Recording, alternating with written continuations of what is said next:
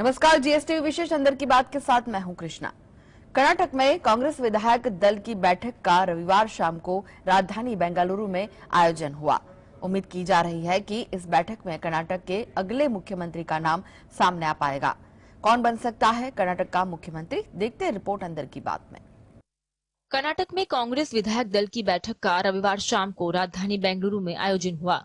उम्मीद की जा रही है कि इस बैठक में कर्नाटक के अगले मुख्यमंत्री का नाम सामने आ पाएगा।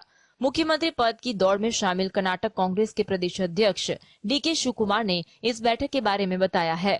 डीके शिवकुमार ने इस बार भी कनकपुरा विधानसभा सीट से जीत दर्ज की है। वे 2008 में इस सीट से चुनाव जीत रहे थे। मुख्यमंत्री पद के लिए डीके शिवकुमार के अलावा पूर्व मुख्यमंत्री सिद्धरामैया को भी दावेदार बताया जा रहा है।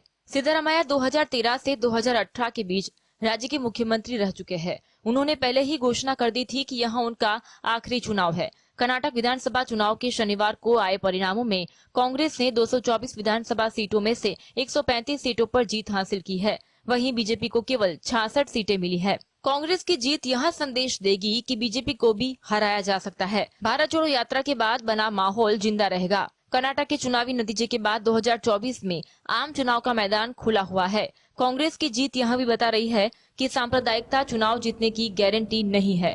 Bureau report, GST. कर्नाटक विधानसभा चुनाव में कांग्रेस ने बम्पर जीत दर्ज की है। इसके साथ कांग्रेस ने दक्षिण में अपना किला दोबारा स्थापित कर लिया। जानिए अब कहां है कांग्रेस की सरकार, अंदर की बात में।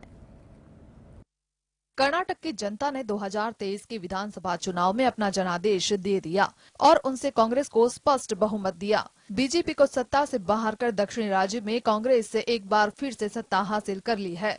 कर्नाटक विधानसभा चुनाव में कांग्रेस ने बम्पर जीत दर्ज की है। इसी के साथ कांग्रेस ने दक्षिण में अपना किला दोबारा स्थापित कर लिया है।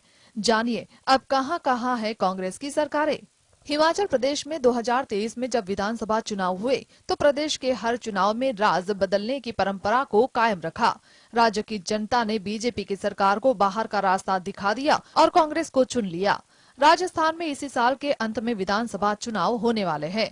वहां कांग्रेस की सरकार है, लेकिन मुख्यमंत्री अशोक गहलोत और पार्टी के वरिष्ठ नेता सचिन पायलट के बीच मतभेद उभर कर आते रहते हैं। छत्तीसगढ़ में कांग्रेस की सरकार है। मुख्यमंत्री भूपेश बघेल दूसरी पारी के लिए पिछले कई महीनों से कड़ी मेहनत कर रहे हैं, लेकिन विपक्षी पार्टी बीजेपी राज्य में भ्रष्टाचार का मुद्दा बहुत जोर शोर से उठा रही है।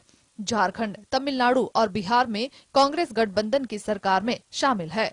2023 में हिमाचल प्रदेश और कर्नाटक में जीत के साथ कांग्रेस ने 4 महीने के भीतर बीजेपी से 2 राज्य छीन लिए हैं।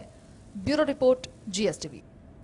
कर्नाटक विधानसभा चुनाव में कांग्रेस ने भव्य जीत हासिल की। अब कांग्रेस की शानदार जीत के पीछे कौन से लोकल रणनीतिकार की मेहनत रंग लाई? क्या अब लोकसभा उम्मीदवारों की चयन प्रक्रिया के लिए कांग्रेस करेगी सर्वे? देखते रिपोर्ट अंदर की बात में। कर्नाटक विधानसभा चुनाव में कांग्रेस की शानदार जीत के मद्देनजर चुनावी रणनीतिकार सुनील कानूनगोलन की अहमियत बढ़ गई है। 2018 के विधानसभा चुनाव में बीजेपी के लिए काम करने वाले कानूगोलू को कांग्रेस ने 2024 के लोकसभा चुनाव के लिए उम्मीदवारों के चयन सहित रणनीति सौंपी है। कांग्रेस नेता ने यह स्वीकार किया है। कानूगोलू की रणनीति ने कर्नाटक की जीत में बहुत योगदान दिया। कानूगोलू के पिछले 8 महीनों में कांग्रेस के लिए 5 सर्वेक्षण किए और कुछ सीटों को छोड़कर सुनील कानूगोलू की टीम द्वारा किए गए सर्वेक्षणों के आधार पर उम्मीदवारों का चयन किया गया। इस सर्वेक्षण के आधार पर 70 हॉट सीटों की पहचान की गई और इन सीटों पर आखिर भारतीय कांग्रेस कमेटी ने देश के विभिन्न हिस्सों से पर्यवेक्षक नियुक्त किए। इनमें से कांग्रेस ने 60 सीटों पर जीत हासिल की है और यही अंतर बना। अब Congress election task force Sunil Kanugolu के फॉर्मूले के आधार पर 2024 के लोकसभा चुनाव के लिए उम्मीदवारों का चयन करेगी। Bureau report, GSTV.